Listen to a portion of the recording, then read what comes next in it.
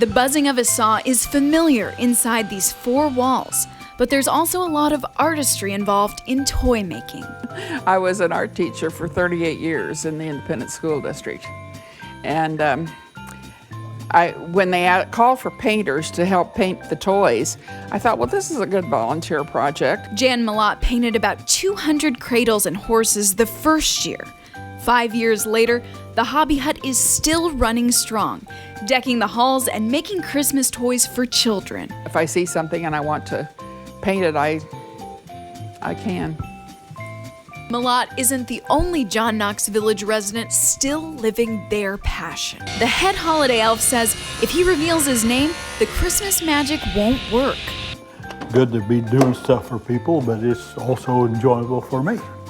He's been woodworking the better part of 60 years. Just the challenge of getting something that looks nice from a junky piece of wood.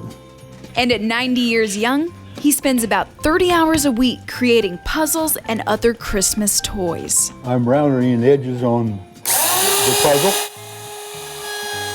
Last year, about 600 toys found their way to families in need in Lee Summit Social Services.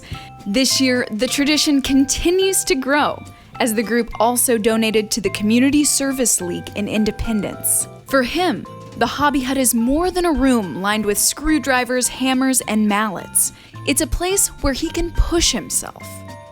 Volunteers made more than 300 toys this year, and it's making spirits brighter. One lady brought her little girl out to pick out something, and the little girl picked out the bed and then picked out a doll and turned to her mother and said, "Santa Claus doesn't need to come now, I've got everything I need." Hobby Hut volunteers work year-round, making patterns, sanding, and painting toys.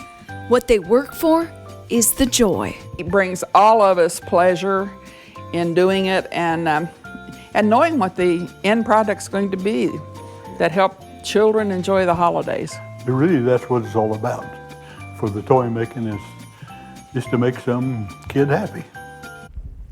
Well, Jan, Joan, and the whole gang say another reason they love the hobby hut is the friendships they've gained. They say that socialization is very important. So for more information on John Knox Village and the hobby hut, head on over to jkv.org.